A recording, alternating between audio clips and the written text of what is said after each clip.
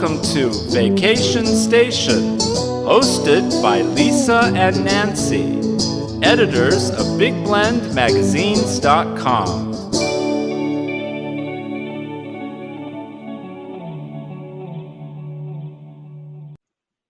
Welcome to Big Blend Radio's Vacation Station, food, wine, and travel show with Nancy Reed and Lisa Smith. We are the crazy mother-daughter travel team and publishers of the digital interactive Big Blend Radio and TV magazine. That's our variety publication. And Parks and Travel magazine. That covers parks, travel, and our Love Your Parks tour, where Nancy and I are traveling the country full-time, exploring parks in their communities. You can see everything at bigblendmagazines.com. And you know, on our first, or it's really our second Friday every month, we chat with travel writer members of the International Food Wine Travel Writers Association to find out where they've been, what they've been up to, and all kinds of adventures they've been having. And today we're excited to have travel writer Beth-Graham back on the show. She's a freelance travel writer, and today she's going to talk about multi-generational travel destinations, and we want to hear where she's been. Apparently she's been hanging out in Patagonia. I mean, it's awesome. Anyway, keep up with her at bethgraham.com. But welcome back, Beth. How are you? I'm great. Thanks, guys, for having me again. Hey, cool. Now, last time you were on the show, you were talking about Doha. And everyone, you can see Beth's article up on blendradioandtv.com. Just type in Doha. So, you know, how many adventures have you had since then? A lot. Way too many to mention here. Yeah. So Wow. I am not slowing down like I should be. Hey, no, why do you want to? No. I remember you talking about going to Doha and, getting that upgrade on the airplane and, wanting to travel in style, and following you on Instagram has been such a blast. It looks like you traveled in style to Patagonia, even though you were in a park. I did. I was glamping in a luxury yurt, which was amazing. Yeah.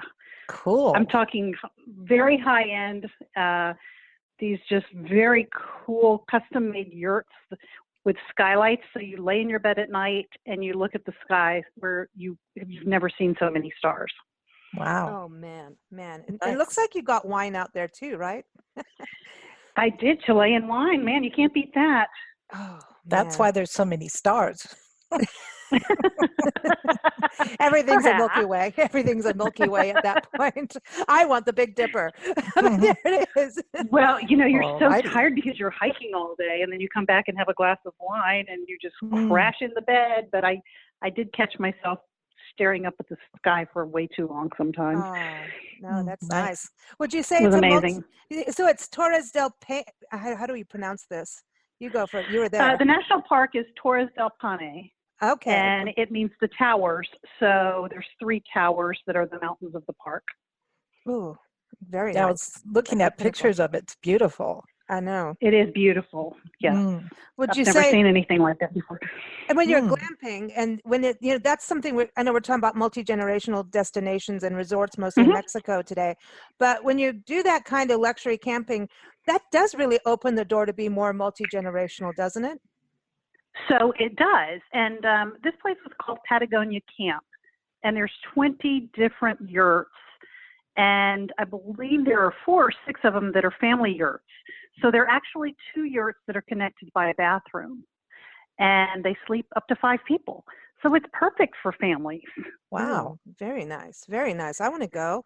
We're park travelers. We don't have to just stay in America. I know. We can go anywhere with this. And so much about multi-generational travel too is it's not just places that offer like appropriate kinds of accommodations where everybody can hang out together, but you got to make sure there are activities that fit all age ranges and ability ranges. So, a national park is perfect because you can do long hikes, short hikes, you can have picnics, you can kayak, you can go bird watching. Patagonia Camp has hot tubs, so you can chill out in the hot tub at the end of the day. With your wine and the stars. Okay, I'm in. This is getting better and better. Yeah, that's the thing hook you up. Cool. Please do. Hook us up. I want to go yurting. One of the things too, when you talk about national parks, as part of, what as we travel, we found some people think national parks, you have to be like an Olympian. And I say this on the show all the time, so I sound like a broke record. Sorry, people, but it's true. National parks around the world always have trails that are accessible and easy to do. Even if you're in a wheelchair, or mom's pushing a stroller, with a baby, there are ways for people to see some of our beautiful treasures and world historic sites and places that the bucket list places you can experience. Yeah. Mm-hmm. And I found that especially here, the tour guides at the camp are really great at every night you sit down before the next day and you talk about the weather, because Patagonia can actually have 4 seasons in one day. So you talk about what the weather's going to be like, but you also talk about what you want to do. And halfway through my trip, my legs were tired. We were doing 17,000 steps a day. And so, one of the guys said, hey, let's just go for a short little 30-minute walk to a waterfall. Perfect. So, yeah, adaptability is so key when you're talking about multi-generational travel, and national parks are so perfect for that.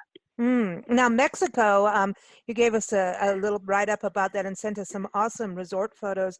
And so when it comes to multi-generational, you say like Mexico really is quite the hub for that.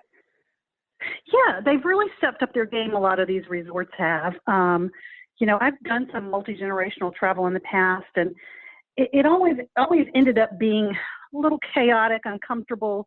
You're either sharing rooms, you're in adjoining rooms, the kids are down the hall, there's stairs. And so I've spent the past probably 8 months exploring a few of the resorts in Mexico and finding out which ones are really catering to this trend of multi-generational travel, both from the standpoint of creating really unique accommodation configurations. I was at the Grand Residences in Cancun, and they're essentially condos in a hotel, but they have up to 3 bedrooms, but they have this massive living room kitchen combination that you would have in a private home. I love that. And so it's a great place they have the dining table, seat 6 in the center of the room.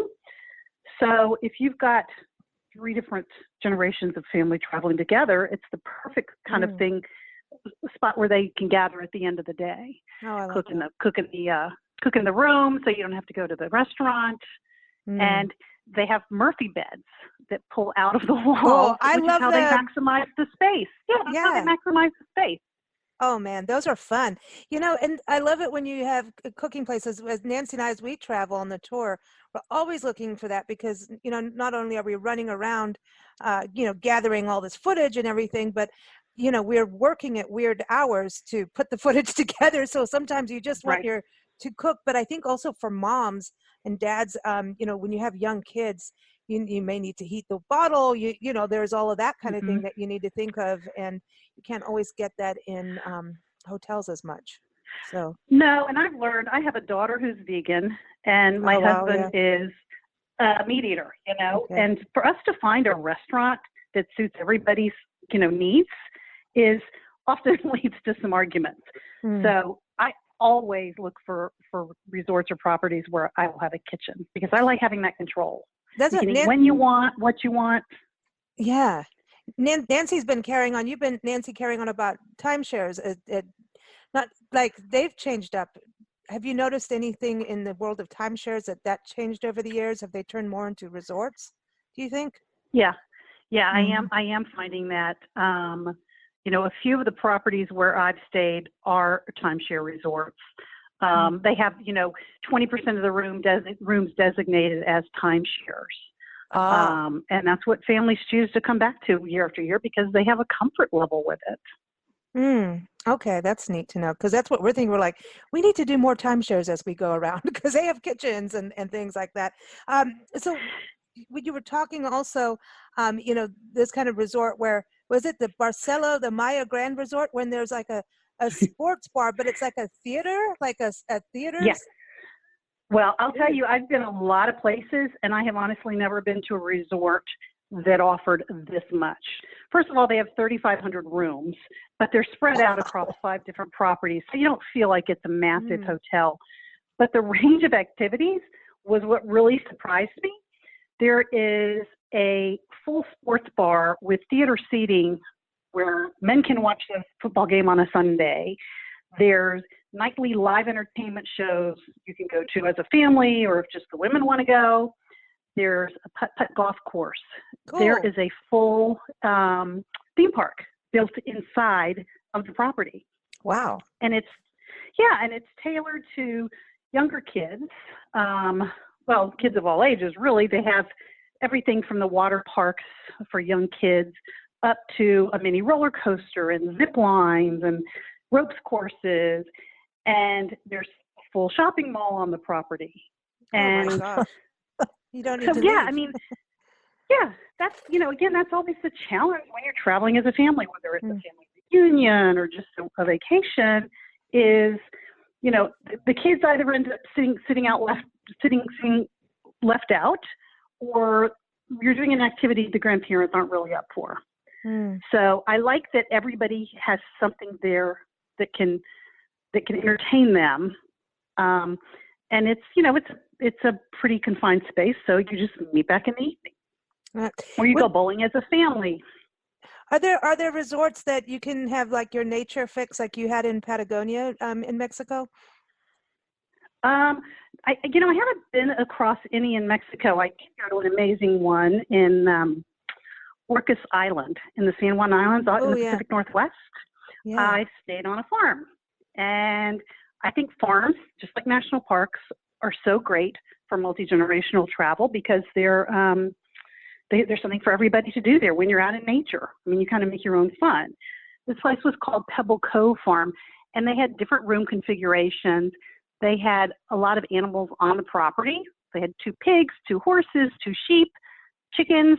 You could literally spend an entire day doing nothing but hanging out with the farm animals. Or parents could go into town and visit one of the breweries or the cideries. Oh, cool. So, yeah, I find that places like that are just so laid back.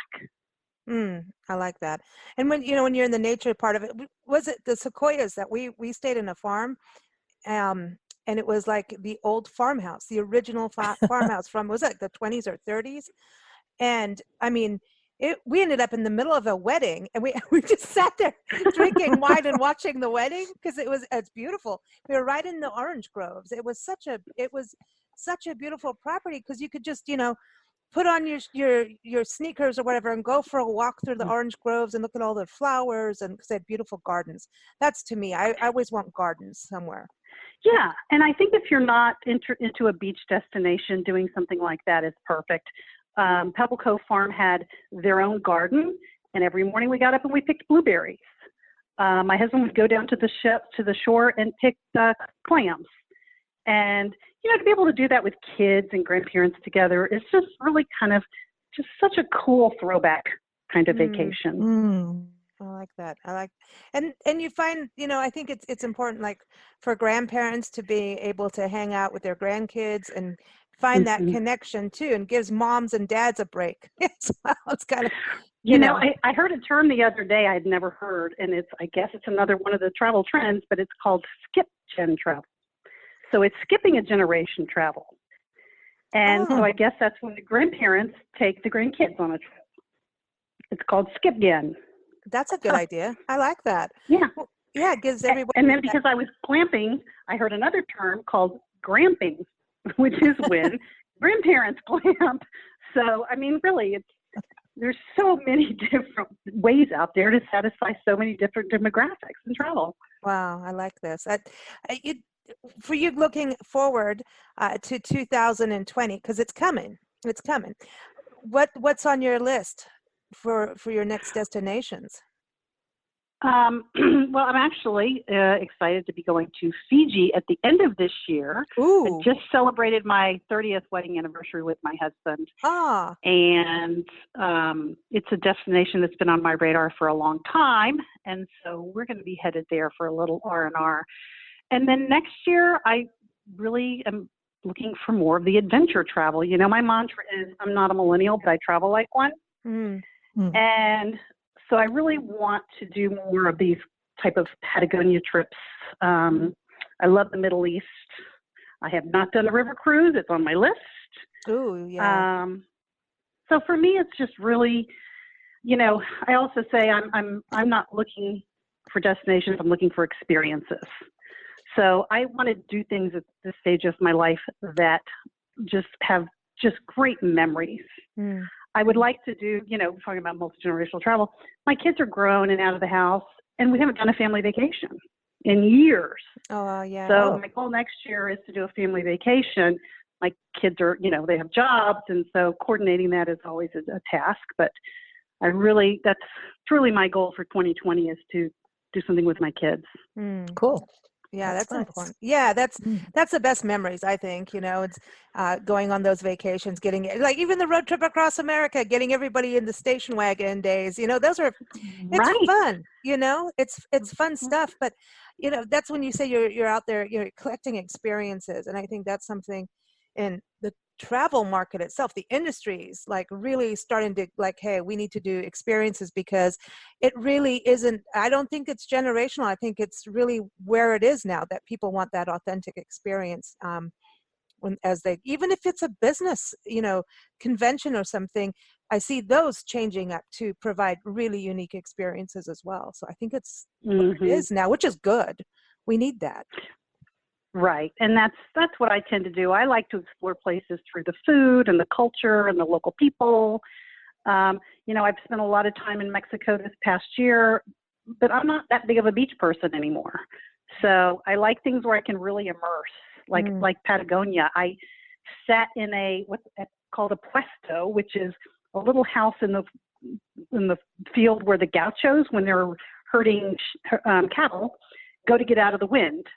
And I went to this old rundown puesto and sat with my guide and drank mate, which is one of their indigenous teas down there that I had never had. And she explained the traditions of drinking mate. And to me, that's what it's all about right now. Yeah, no, that's awesome. And going and getting guides, I think, I think there was, sometimes when you're younger, you're like, oh, I don't want someone to tell me what to do. You know what I mean? But then you start to realize that guides really give you understand the experiences better. They're part of making it, I think. If I think so. That's a good point. I was in Italy actually on a family vacation with 3 generations, and it was one of the first times we hired a guide to take us to ruins. And they were great because they could explain things to my young children, to my husband's parents, and it was educational for everybty in their own kind of way. So I am a big believer that guides can really, really enhance an experience. And the ones that are, also when you get guides that, I know like our friend Glenn, he runs Norfolk Tours in England, and he customizes everything. Like you don't pick a tour. You tell him, oh, I want to go research my family history, or I want to go see the Queen's house, or whatever it is. And he'll just totally customize it and give you that history, that locals. You can't beat something coming from a local, and the guides are so experienced. It's true because, it's like if you try to tell your kids, hey, this is what this ruin is from, and this is who built it. They may just go like, I'm tired of you telling me. Right. Oh, nice. You know what I mean? No, they'll listen to somebody else at certain ages, right, Nancy? You know that. Besides, that means that if you have a guide, everybody gets to have the vacation and the experience. Right. Otherwise, as parents, you end up babysitting sometimes. Right. Well, and I've learned you miss things if you don't have a guide, Right. And so I'm one of those geeky people you'll see walking around in headphones at monuments or museums because those are the memories for me. Those are the interesting, dinner conversation points that you have that you take with you after a trip. Yeah, you get way more out of a trip if you have guides. Yeah. You do. And what you were talking about earlier with the customized travel, personally, I see that as the next big trend in travel. I've talked to a few people lately who are kind of starting up these concierge travel companies, a little bit different than travel agents where it's totally customizable. And so I think that's really what we're going to start seeing more of. I like that. Cool.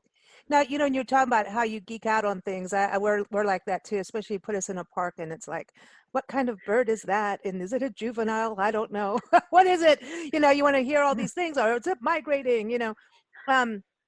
as you're traveling, how do you take notes for your articles and keep it all? Do you use photography that way? Do you record it on a recorder, or do you write it? All of the above. Mhm. So I take a lot of photos, but I also dictate into my phone when I'm in the middle of something. Mhm. So Patagonia, the guide was talking about the tectonic plates that lie underneath Patagonia. They have a earthquake a month in Chile, which I Wow. never Whoa. knew. But she was so incredibly knowledgeable and explained how all of that works and the impact it has on the icebergs and the glaciers and the water levels and wildlife. And I knew I would never remember all of that. So I just typically turn on my Siri on my phone and record what they're saying. And then I can come back and take notes off of that. That's a good point. Yeah, we do a lot of that. That's what helps doing podcasts. It's like, here, I'm not gonna try and tell you what the tectonic plates. I can barely even say it. What they're doing. Right. You know what I mean? I know they're moving. I remember Nancy doing that to a geologist, telling him what. Right, Nancy? That was my version. And he goes, if What's that's what going you on? want to believe. And I take photos of the most mundane things. People are like, why are you taking a photo of that rock? Okay, well, because it had a specific fungus on it. She was explaining to us, and I want to be able to remember that. So Yeah, exactly. I'm kind of ridiculous about that. But we're visual people, so Yeah. that's how I remember things. Yeah, and that's the thing also with when it comes to travel writing. I think the photography is a huge part of it, is getting the photos, the visuals. I am not a photographer, but I decided, and I have a really nice DSLR camera, and I decided before this trip I was going to invest my time and money in a photography course because I did not want to miss some of the photos that I would get down there. And I ended up only taking my iPhone because I took a course, and I have to say, my photography skills improved 80%. The subject matter was perfect, but I also learned so many tips about composing photos and staging them and the lighting, and so that was, to me, was totally worth it to spend the money on a course. Oh, I think that's a really good point. I think it's a really good tip for all travel writers, because the photography plays a major part in the articles to encourage people to travel. Mm-hmm. Right. You really have to have good photos to get your point across and make a difference to the reader. Mm-hmm. Well, and I'm, as a writer, am finding that a lot of publications are asking for photo essays now because we're so busy. Who has the time to read the text? So, you know what? You send me 25 photos that quickly tell a story of a place, and I'll run it. Mm-hmm. Exactly. And the slideshows, I mean, we can tell from, what our readers enjoy too. It's if people listen to podcasts as they're driving. That's the beautiful thing about even what we're talking about today is we can be talking about a destination. You could be listening to it on your way there, which is a trip. I think that's super cool that people do that. Oh, that's a great idea. Mm-hmm. So people can hear, oh, I'm going, to Patagonia, and let me listen to, somebody who's been there and get some tips on it, because that's the thing. If I think this is the hard thing. We as travel writers, you want to learn everything you can about the destination before you get there, so you don't waste your time. And oh, I kind of want to do this. And of course, once you get there, it changes because now you're there and it's like, whoa. But for travelers, and people are, working, it's like, okay, I finally get on my vacation. How much time do they get to invest in learning about a destination? So the visuals help, and all of that help. On the way there, they kind of get the information. So I think whatever we can do to help, so that they enjoy it. I've done a couple of things that I moved to Italy when my kids were 7 and 9 years old, and I wanted to kind of immerse them from the beginning. So I created daily scavenger hunts where they had to go around the neighborhood and learn Italian words and stores. And they had notebooks, and every day that's what we did. I would say, you need to find Macaladia, which is a meat market. And they would get rewarded at the end of each day if they found all of their things. But I've done that in national parks as well. Another friend of mine taught me this trick: is you take packing tape and wrap it around a kid's forearms backwards. And they have to pick up different shapes of leaves and seeds and nuts, and they stick it to their arm. And come back, to the camp at night or whatever, and they have to tell everybody what's on their arm. That's cool. And it was so fun, yeah, because everything sticks to that tape. And the kids would come back with these incredible, little branches and things like that. So, yeah, I'm a big believer in researching your destination before you get there and finding ways to immerse in it. And the junior ranger books in national parks are so cool. We take around our pink sock monkey, Priscilla, and she's a junior ranger in different parks. But Yeah. I know on Instagram, there's the senior junior rangers. So it's SRJR Rangers. If people should follow them, they're a trip. There's this couple that go out, it's two ladies, and they do all the junior ranger books from park to park. And adults do it. We've done it. I like it because it teaches about litter. It teaches about climate change. It teaches. I remember the one time we were in the Sequoias, and Nancy, oh my gosh, remember this, Nancy? We were waiting to get down the hill, down to Three Rivers in Sequoia National Park, and some guy, I don't know if he did he let his dog just go to the bathroom right there on the road? Was that what happened? And something like that. And then he left it, and then Nancy said something about, in the Junior Ranger book, it talks about cleaning up the park, and she just kind of put her head out the window and said this really loud. The guy went out and picked it up. Whatever I remember. And so Nancy's like, I'm a Junior Ranger. But that's the thing. There's tools out there, and I think we are in the information age, but it's like, how do we get it? And I think it's interesting talking with you about the changes. Are you going to the International Food, Wine, Travel Writer Association, their conference in Santa Fe? I am not sure. I have just relocated most of all my travels from the East Coast to the West Coast. Oh. So I am still in the process of moving. Oh, wow. So, but I've never been to New Mexico. So definitely on my list.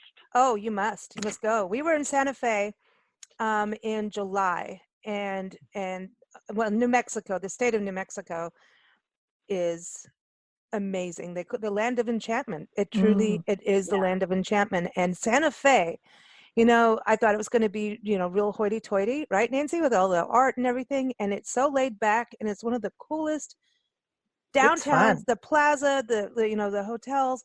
La Fonda, where you guys will be staying and everything. It is probably, it's one of those experiences that everyone should have in their life. Santa Fe is amazing. I mean, it's a city of history, art, nature, amazing food.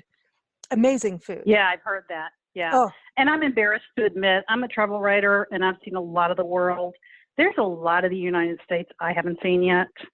And I really, I know, but I thought about this family vacation, and I have thought about doing something out, in the Northwest or some of the places we've never been to, just because I think you have a little bit more of an appreciation for home when you do those things. My goal is when my husband retires to get an RV and drive all through the Northwest. Cool. Oh yeah, you're gonna love it. Well, the thing and do all the parks. When you travel, we're traveling the country full time, and we go to a lot of small towns as kind of our thing, especially because we're covering parks.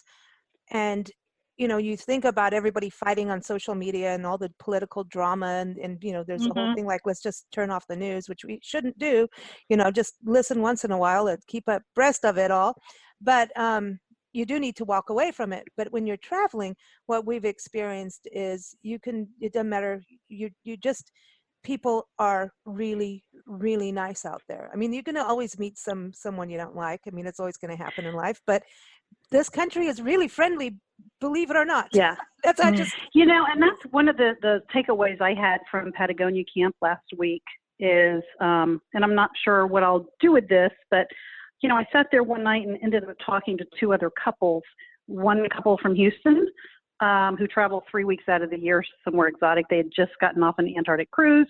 And then another young couple from Denver who were on their honeymoon. And we became fast friends. And then you see them the next day. And, hey, what are you doing today? And then you meet up at night. And that's part of what I love about these small resorts is that you make lifelong friends Mm-hmm. and That's get to true. hear everybody else's experiences. So to your point, being able to connect with other people out there is wonderful. And, in Patagonia, there's really no connectivity. So you have no choice but to unplug. The campsite has Wi-Fi, but only in the restaurant. So when you go to your yurt at night, you can't watch the news and get irritated or get immersed in social media. So it's like the perfect time to play games, cards with the family, or just to totally unplug. And you don't have the kids on their games the whole time. And so there's something to be said for that, I think. I agree for sure. sure. Always fun chatting with you, and I can't wait to follow You guys too. I wish we Fiji. could cross paths one of these days in one We of the will. parks. We will. You know what? Just keep us posted. Yeah. Yeah. Yeah, I know from here, unfortunately, we wanted to go to the conference too, but we're going to be in following the Pony Express Trail in Nevada, or going to Yarrington, Nevada, and Death Valley we have to go to Death Valley for Halloween and the Day of the Dead.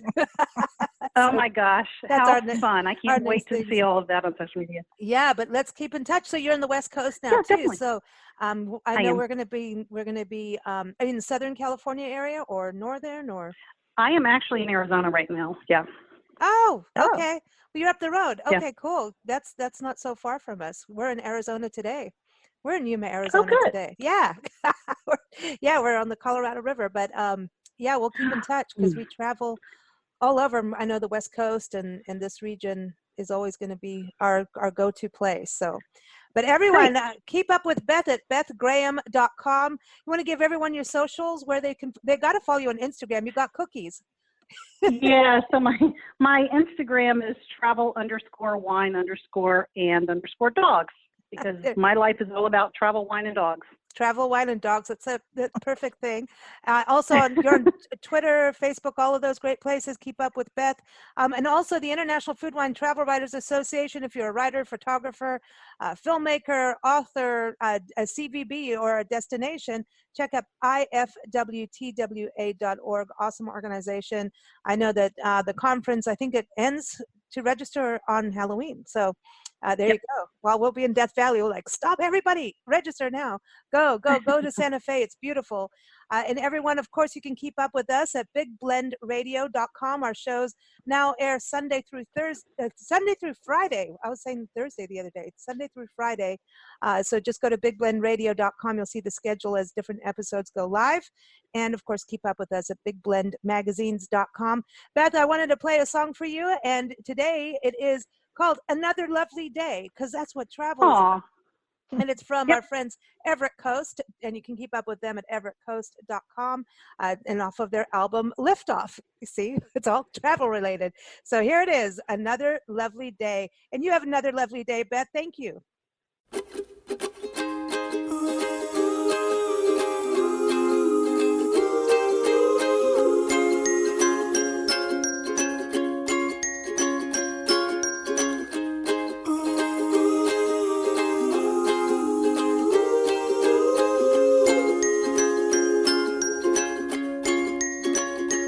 Well, it looks like we've got another lovely day here, I'll say.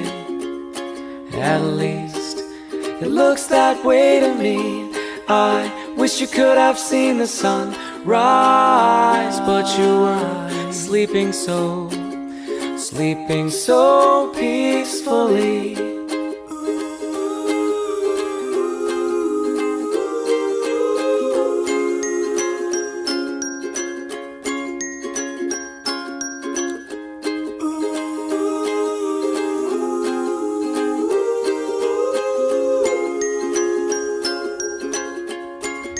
Well, now I know you're safe, but God, I'm gonna miss your face and the way you said you love me. But I know we'll meet again someday, where we could be the best of friends. If you promise me it will never end this time.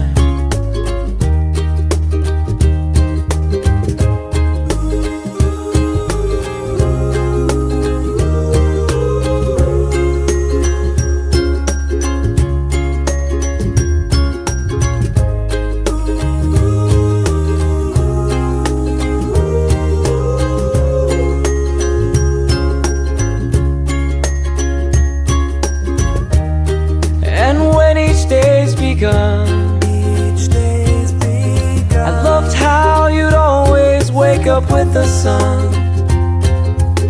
You look through the window and you say to me, you say to me,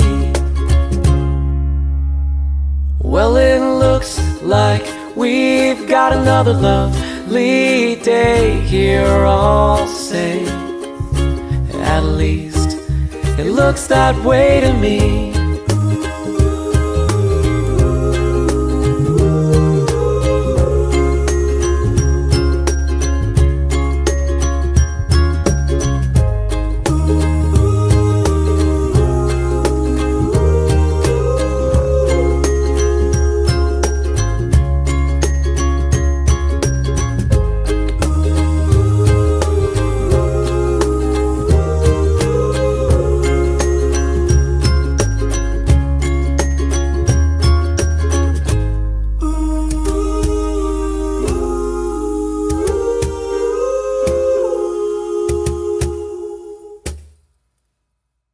Happy trails, y'all.